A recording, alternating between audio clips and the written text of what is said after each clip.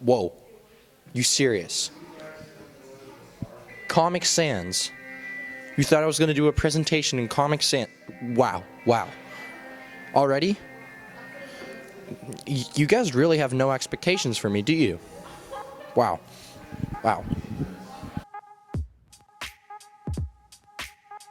Anyways, I'm in front of a nuclear power plant right now. Just kidding. It's my favorite green box. Just found it outside a couple minutes ago. Let's go inside. Fine. So maybe that's way too small to be a nuclear reactor, but how small can a nuclear reactor be? Let's find out. An article from Singularity University may have some answers to that. The article covers one of the most talked about things in the nuclear power industry, a miniaturized version of a nuclear power plant based on advances made in nuclear-powered naval vessels. It's called a small modular reactor, and the idea is to reduce the huge cost of nuclear power plants and to reduce the potential impact of a large-scale nuclear meltdown. This article is very heavily related to chemistry because it talks about innovations in nuclear power generation, a method of power generation which is fueled by a chemical reaction involving uranium, which we'll get into more later. It relates to science as a whole because it covers the research and obstacles for new innovations in nuclear power. It's pretty cool. It's cool, okay? It's cool. This article relates to my life because I'm actually a huge fan of nuclear power. I actually went to Nuclear Power Con last week. It was so cool. Okay, nobody's buying this. Seriously though, this article does relate to me because I, just like everyone else, use a lot of electricity, and it's kind of nice to know where it comes from. And it's also as equally important to know where it will be coming from in the future. This article interested me because I like thinking about the future and how the technology will evolve in it. And this article showcases advances that companies are making towards the evolution of nuclear power. But wait, what is nuclear power? In our world today, we're faced with a major problem: power generation. We use electricity in our everyday lives, but how we get our power can be a mystery to some people. In 2015, the Canadian government said that 42% of our energy comes from solar, wind, bioenergy, water, and natural gas. There's a lot of different ways to get energy, but that's only 42% of our energy production. Nuclear power is 58% of where our energy comes from, and that's a lot of energy for just one power source. But how does it work? Do you know? Well, I don't.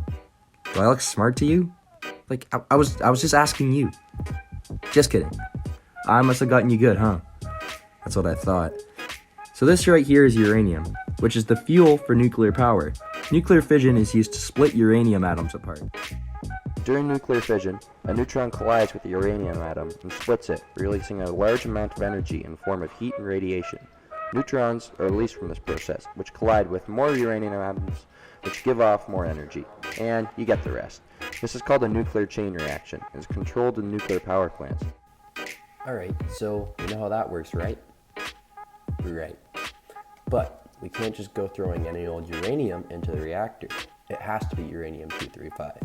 Uranium-235 is an isotope of uranium. It makes up only 0.72% of natural uranium. Unlike the more naturally occurring uranium-238, uranium-235 is fissile, which means that it can sustain a fission chain reaction, like I mentioned earlier. This is because 238 is fissionable, not the same as fissile, which means that it can undergo fission, but the neutron fired at it needs to have a lot of energy. Nuclear power stations and fossil fuel power stations actually have some similarities. Both require heat to produce steam to drive turbines and generators. In a nuclear power station, the fissioning of uranium atoms replaces the burning of coal or gas, which isn't good for the environment. In a nuclear reactor, the uranium is set up in a way that a controlled fission chain reaction can be achieved. The heat created by splitting uranium-235 atoms is then used to make steam, which spins a turbine to drive a generator, producing electricity. The chain reaction that takes place in the core of the nuclear reactor is controlled by rods which absorb neutrons and which can be inserted or withdrawn to set the reactor at the right power level. The fuel elements are surrounded by a substance called a moderator to slow the speed of the emitted neutrons, which lets the chain reaction continue. Water, graphite, and heavy water are used as moderators in the different types of reactor. Because of how unstable uranium-235 is, If there is a major uncorrected malfunction in the reactor, the fuel may overheat and melt, but it can't explode, so don't worry. You're not going to explode. Small modular reactors work pretty similarly to this. The process begins when the uranium atoms are split in the core, releasing energy and producing heat as they separate into smaller atoms.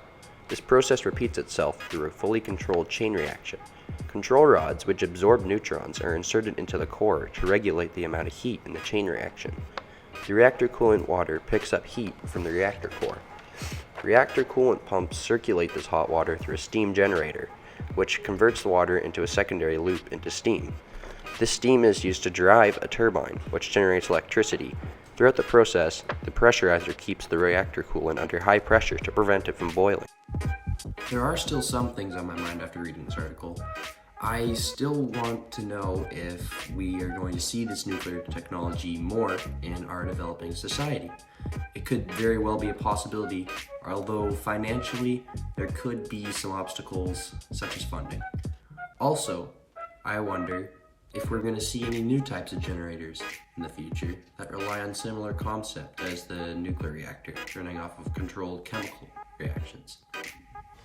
Well, that's all the knowledge I have to share with you today. I hope that all you want to talk about for the next 2 weeks is nuclear power and you annoy your friend group. Just kidding, don't do that. It's a little too enthusiastic. But seriously, I hope you enjoyed. Merry Christmas and Happy New Year.